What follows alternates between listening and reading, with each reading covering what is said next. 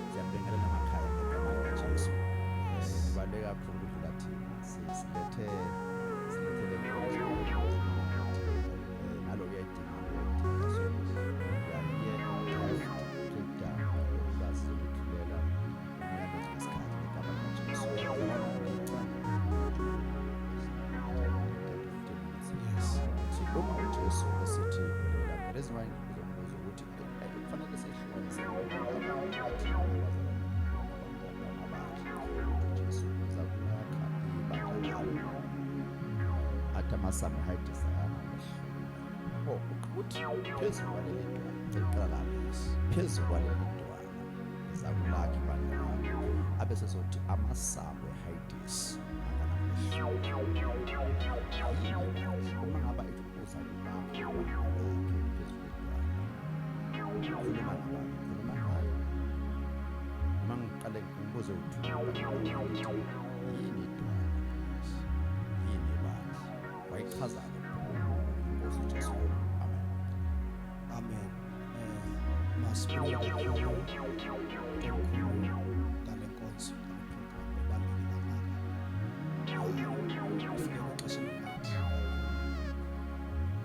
mandijahe ke embuzweni wami ukuthi yini ibandla. Ngizothetha nje kwelicala lebandla enze bakwazi ukunikeza athethe kwecala ukuthi yini idwa. Masithetha ngebandla siphendula ukuthi ibandla yintoni. Ibandla yindlu kaThixo, is the family of God. Yindlu kaThixo. Mhlawumbe omnye uyobuza why yindlu kaThixo ibandla. Ya iBhayibheli lisixelela ngolo hlobo xa ufunda kwincwadi zeHebrews chapter 12 phana verse 21 ichaza phana ngokuba sisuke safika entabeni yaseZayoni, safika kumzi kaThixo, safika kwibandla lamazulu apho khona izithunywa ezininzi. Iyachaza ke nezinto ezininzi negazi elithetha izinto ezibhetere kunegazi likaAbheli, but ezona ngoma ezibalulekileyo libandla likaThixo, ngumzi kaThixo. So when we talk about the church, we are talking of the family of God, the house of God. Uphinde ukhumbule kwincwadi yama-Efesu, I think it's chapter 2 verse 19, ithi nina anisengabo abasemzini, you are no longer the strangers. Ithi but ngoku ningamakhaya kubo abangcwele, nokhelwe phezu kwesisekelo sabapostile nesabaprofeti. So when we talk of the church, we are talking of the kingdom of God, we are talking of the house of God. Yindlu kaThixo now straight. Without either angifuni ukuzantaka kakhulu respect siyezweni. Yes. Lapho kufunda ngokusifunda khona Okay. 12 senzela ababukele emakhaya bakwazi reference. Okay, bengicela ungitshele mfowethu apha kuwe nxeba yami inayo insukusayo. Kodwa lena ka ama-Efesu nansi manitshila apha kunitshilele yama-Hebrew chapter 12 uqala from verse 20. Manifunde apha uverse 19 ngama-Efesu ke la chapter 2 ama-Efesu verse 19 ithi ngoko ke aningabasemzini Oh yeah. nabaphambukeli, ningamakhaya kubo abangcwele, ningabendlu kaThixo. Okay. Yes, ningabendlu kaThixo. Ibe seyisithi verse 20 nakhelwe phezu kwelitye lesiseko sabapostile nabaprofeti inguYesu Kristu ngokwakhe ilitye lembono. All right. Yeah. Yeah, if bekuthiwa ugxama lizukunikeza la ndawo beninothetha ngelithi le ndawo igqibo ifunda nje iziphendule zoyi-2 ii-questions zakho, yintoni ilitye, yintoni ibandla. All right. Yabona? Yeah, so banifundele kwi-Hebrews. Mahebhere chapter 12 verse 20.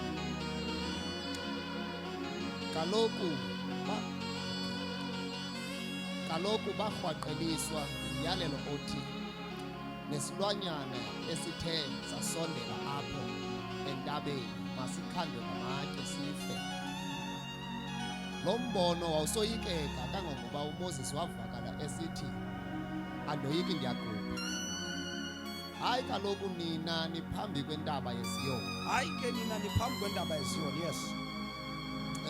Nomzi kaThixo ophilayo, iYerusalem yaphezulu enamawakawaka ezithunywa zezulu. Nifikile kwitheko lenginginya yeendlalifa zikaThixo ezingabemi baphezulu. Ewe niphambi koThixo ongumgwebi wabo bonke. Okay. All right. Ithi ningumzi. Cela uphinde la verse 20 or 21. Okay, manijonge ke unayabo English. Ayifuka English. While Esakha. Okay.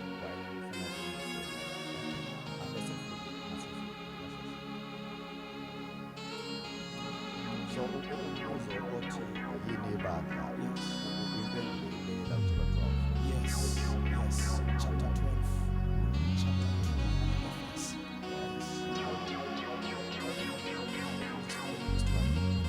Verse 21. And so terrible was the sight that Moses said, I exceedingly fear and quake. But you are come unto Mount Zion, and unto the city of the living God, the heavenly Jerusalem, and to an innumerable company of angels. Okay. So ibandla ngumzi. Yes. Umzi la kuqala. Yes. Yeah. So ibandla yolo nto ke tatam ndisithi mna yindlu kaThixo. So xa sithetha ngendlu asithethi mhlawumbi about the building, All right. but xa sithetha ngendlu sithetha ngefamily, sithetha ngomntu. So xa kuthethwa ngebandla likaThixo kuthethwa ngefamily kaThixo, kuthethwa ngefamily uThixo ayizale straight ngokwakhe engayizalanga nganyama nagazi. Litsho iBhayibhile kwincwadi zikaJohn lithi abo bangamamkelanga, lithi waza kwabakhe baza bakhe bamamkela, but abo baye bamamkela, that is chapter 1 John verse 14. Kodwa abo bamamkelayo babizwa ngoba bangabantwana bakaThixo, kuba bengazelwanga nganyama, bengazelwanga ngagazi, kodwa bezalwa nguThixo. All right. Yabona? Ya, bezalwa nguThixo. So xa sithetha ngebandla sithetha ngefamily kaThixo, sithetha ngabantu abazalwe nguThixo. Ubazala njani? Ubazala ngokukholwa kuKristu Yesu. Yes.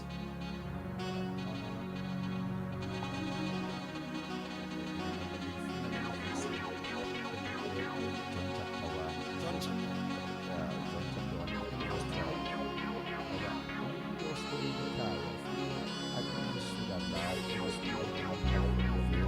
Correspond. Yes. So iqala verse 12, iqala verse 11. Verse 11, John chapter 1, verse 11. He came unto his own, and his own received him not. Who are those?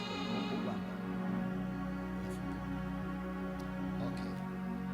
Xa kuthiwa uze kwabakhe, abakhe uYesu zikhumbule ngoba ekuzini kwakhe emhlabeni indlela aze ngayo uze ngesizalo sikaMariya, and isizalo sikaMariya sawukhumbula into yoba ngaba uMariya mJuda. Hallelujah. All right. Now ngabo bakhe abo kuthethwa ngabo All right. abantu bakubo ngokwasenyameni, All right. which is Israel. which is Israel. Ya yona nto naxa bathuma abafundi ngexesha uYesu ebengekafika apha eNazareth ebesithi bangayi kwelamaSamariya kodwa baye kwizinto ezilahlekileyo zakwa-Israyeli, bebapoyinta abafundi nabapostile kwizimvu zakwaSirayeli ngabakhe isizwe sakwaSirayeli. Yes. Yeah. Verse 12, but as many received him, to them gave he power to become the sons of God, even to them that believe on his name. Okay. Verse 13, which were born not of blood, nor of the will of the flesh, or of the will of man, but of God. But of God. Yes. Nanso ke ingongoma yami apha ikhoyo ikule ndawo into yokuba ngaba abo bantu okanye loo femeli okanye loo ndlu, uyabona umntu xa esithi walker usube ufuneka uqiniseke into yoba ngaba he's speaking about ifamily, not iinqenge ezindlu, not i-building. Xa esokha i-building wokhela indlu yakhe, indlu, because eyona ndlu neyona family yakhe lo mntu ngaba bantu abazele, ngabantu baphuma embewini yakhe. So indlu yomntu xa ndithetha ngendlu yam ndithetha ngomfazi wam, ndithetha ngabantwana bam. So ngabantu abazalwe straight nguThixo ngokukholwa uYesu Kristu. In other words, bonke abantu ukuthi bayakholwa kufanele bazalwe ngoKristu. Bazalwe ngoKristu. Bazalwa kanjani? Bazalwa. Amen. Bazalwa kanjani? Ukuzalwa ke kwabantu nguThixo, abantu bakholwa kuKristu. Now indlela abazala ngayo ke uThixo will always send someone and preach the gospel, and lo mntu oshumayela ivangeli baze abantu balikholwe ivangeli elinguYesu. Oh, yeah. Abo bantu baye bazalwe nguThixo, bazalwe ngokutsha. Kuze xa ifumana kwiRomans chapter 10 verse 17 ithi phayana faith comes by hearing the word of God. Xa ukuba ngasentla ikuba ukholwa njani na bengekho abashumayeli, bawushumayela njani na bengabizwanga. Alright. So indlela abazalwa ngayo yinto yokuba ngaba kuthethwa ilizwi kubo balive balikholwe, then automatically okanye spiritual lo mntu losezela uThixo. Okay. I think we are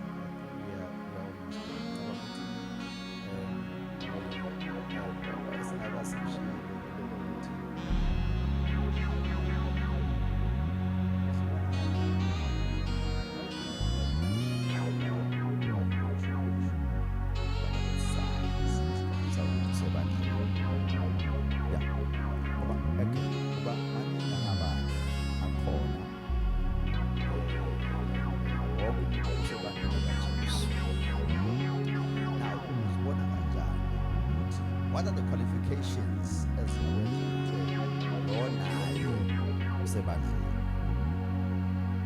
the Bible ithi babonakala ngazinto zabo bangamaKristu. So sinoma dispositions yona manje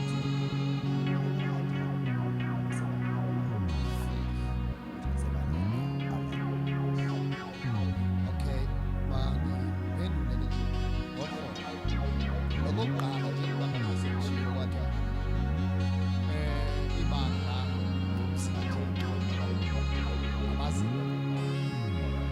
la into yokuqala ukuthi uqaphele kakhulu ukuba usebandleni ukuba ngaba azame umoya alinde.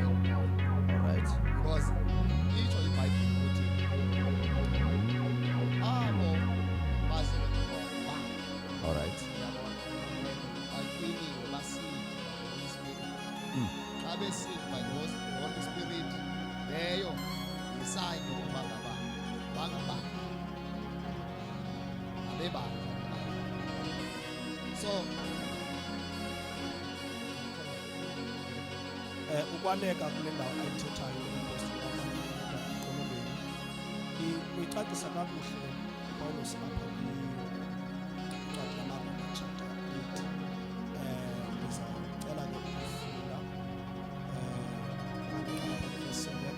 ndithi ngokokuba ukunyameka kwenyama ukutshaba kuThixo, kuba umthetho kaThixo ungabulaleli, kuba kungenakho ukuba nako ukwenza njalo, abo ke bakwinyama abanakukholisa uThixo. Ke nina anikwinyama nikumoya, ukuba kuni okunene umoya kaThixo phakathi kwenu. Ukuba ke umntu akanaye umoya kaKristu akangomlowo. Yeah, so eyona nto ichazayo ukuthi nyhani ungumntwana kaThixo into yokuba ngaba makabe nomoya, because umoya is the sign, is the seal that we are the sons of God. That's why kwalapha kuchapter 8 uzokutshela ukuthi umoya owathulelwe ezinhliziyweni zethu kanyana nguye esidaluluka ngaye sithi Abba Baba. So umoya okwaziyo ukusenza simazi bawo wethu njengoThixo esidaluluka kusithi Abba Baba, uwo olithina, uwo oyisayo yokuba singabantwana bakaThixo. Into yokulenda kuba ngamuntu akanaye umoya lento wakapho kaKristu. All right. Lokho sebani. All right. No, ngicabanga ukuthi isikhathi sesifike. But then the last question owenze wayisengene episode sizohamba nayo episode emakhaya. Le ndaba yokuthi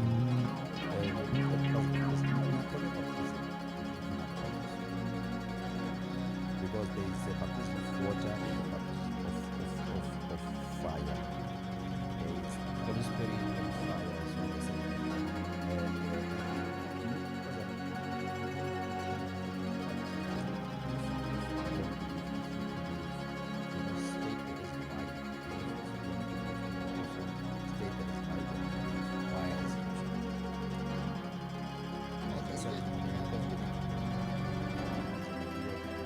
but we have like that for the second episode.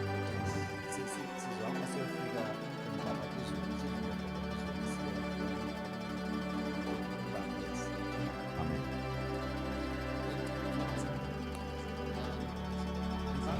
I thought you said we are all covered.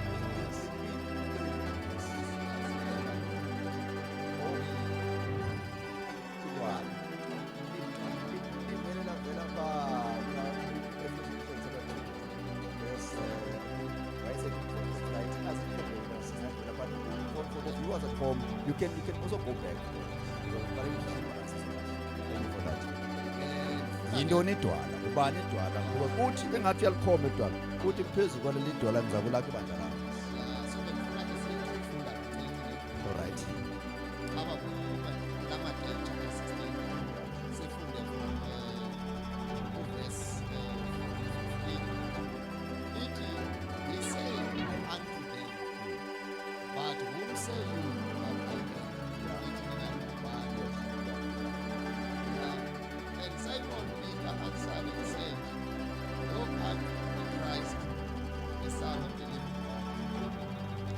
Jesus answered and said unto him, Blessed are you, Simon Barjona, for flesh and blood hath not revealed it unto you, but my Father which is in heaven.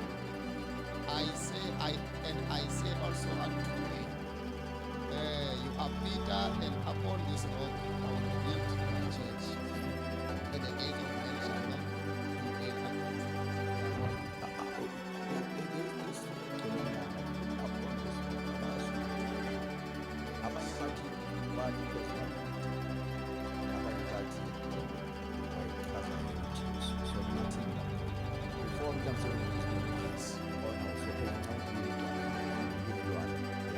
Yeah, this is the apple. This is with the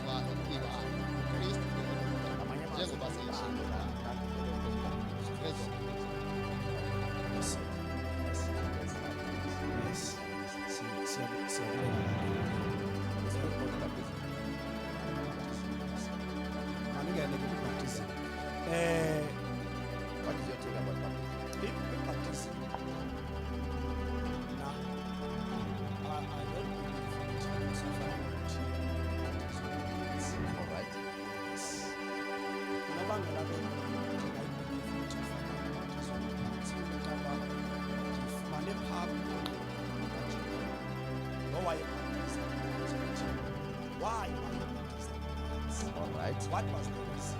All right. Yes. Yeah. Then after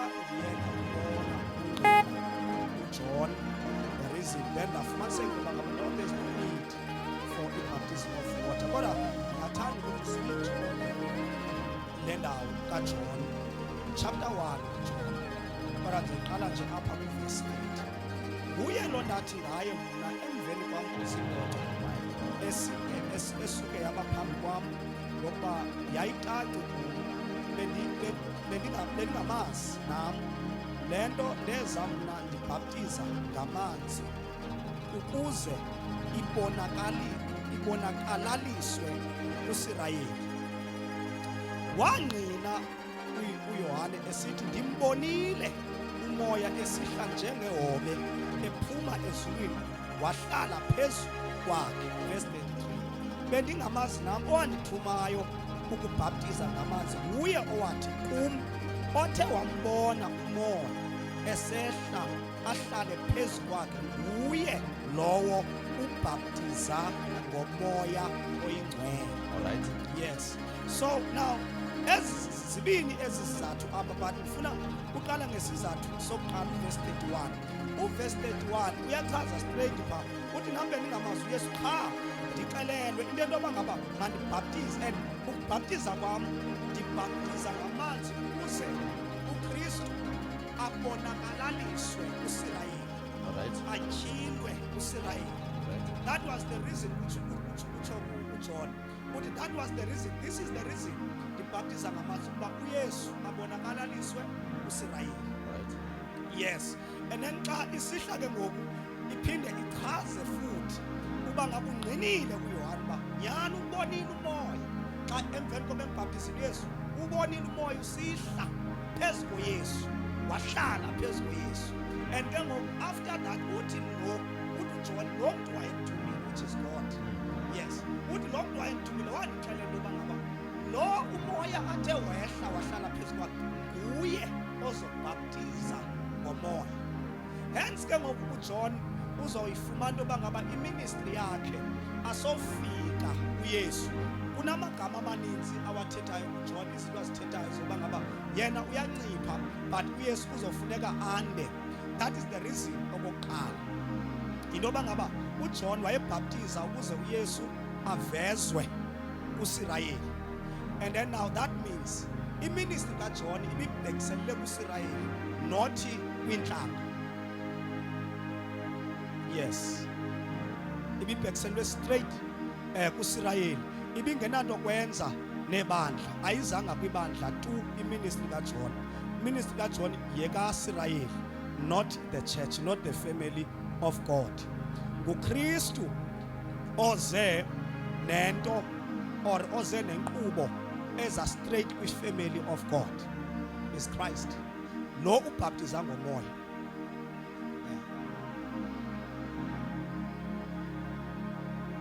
Madam, ukuze sizoyivala sizabuya nayo. Yes. Sizabuya nayo sesingisa sigcona kancane. Amen. Yeah, So you are saying akusafanele singabhaptizwe ngamanzi. Yes. Because uJona inkolo zayo ayikwazi ngamanzi. Yes, wayityhila uKristu kumaSirayeli. Ukubhaptiza ngamanzi angavela. So indlela avela ngayo yileyo ukuba ngaba athi ngela xesha abhaptizwa ubuhle abantu uzawubona ukuba uhle umoya oyingcwele phezu kwakhe uzawubona uye uKristu. Ubhaptizo nalwenzeke ngamanzi. So sifasha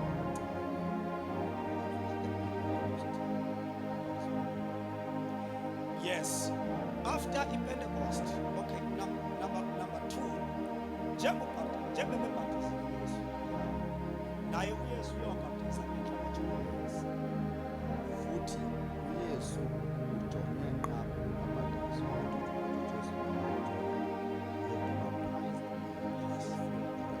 Yes. Yes.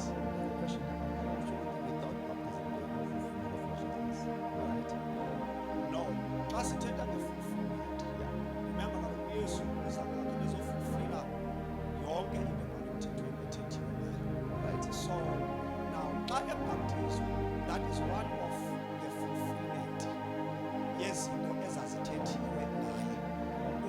kwakhe uzele uzokufulfill. It's not like ngeli xesha abaptizwayo then into ezoqhubekeka because ifulfilliwe. You understand, izoqhubekeka yenza because ufulfillwa i-righteousness. No, ngela xesha yiyo straight na fulfillment. Ngoku abaptizwa kwenziwa na fulfillment yokuchazela uSirayeli uba nanku lokhu kwakuthethiwe ngaye nguMoses, kwathethwa ngaye ngabaprofethi oIsaya bathetha ngaye. That was the fulfillment of Israel. That's why ukubhaptiza kwamanzi bebhaptizela bavele kubo. Alright. Akuba because of time. What is that mean? Okay, that I masigqibezele ke ngenxa yexesha. Ndiyakholwa ukuthi akufanelekanga sibe kanti by now sibhaptiza ngamanzi. Abantu bazibhaptiza ngomoya, ngokubhaptizwa ngomoya. Okay. Yeah. When did you have your own verse about that? Yes. Now, book of Matthew, chapter 28. Xa ufunda apha ithi verse yes 19. Yeah. Go ye therefore and teach all nations, baptizing them in the name of the Gave Father. them a mandate, right? Okay. See. In the name of the Father and of the Son and of the All Holy right. Spirit. Yeah, as a mandate. Yes. But ke ngokufuneke apha kube khona indlela izinto eziqwalasela ngayo. Yeah. Ne? Because akuthiwa apha baptize in the water ne. Yeah. Akuthiwa in the name. Yabona. Okay. So zezi yile nto ke ngondithi I believe ukuthi kwesi sikhathi indaba imoya because enye into endifuna esithi kuyiqwalasela amaxesha uyabona. My dispensation. Yeah. Yes, ikhona loo nto injalo. Right. Xa siqwalasela indaba yokukholwa inezikhathi iziganeko amaxesha nezinto zenzeka kanjani ngexesha elithile. Alright. So as bayetshilo uJohn ukuba ngaba ndiyabhaptiza okwamanje ngamanzi but ukhona ozayo, it's another time, ukhona ozayo and esiza uphethe umoya yena ngesakhe isikhathi. Uyabona xa kufika esakhe isikhathi nani uJohn uyabuya. Now eso sikhathi siyesike ngokuthetha ngaso baptize in the name. Uyayibona? The name is the Spirit. Alright. I know it's fine. It's fine. As Cela ukugqibezela kanje tata msithi. Yes. So we are still going to have Yes, manivale kanje. The reason why kuthiwa baptize in the name ne lento nansi uyifulfileke again apha kwiRomans toyifila nje ezothetha apha kwiRomans chapter 6 verse 3 ithi andazi na ukuba thina sonke sabhaptizelwayo kuKristu uYesu sabhaptizelwa ekufeni kwakhe. verse 2. Alright. Kunikeza more information about this thing. Okay, it's fine. Okay, mandiqala uverse 1. Masithini nangoko masihlale sihleli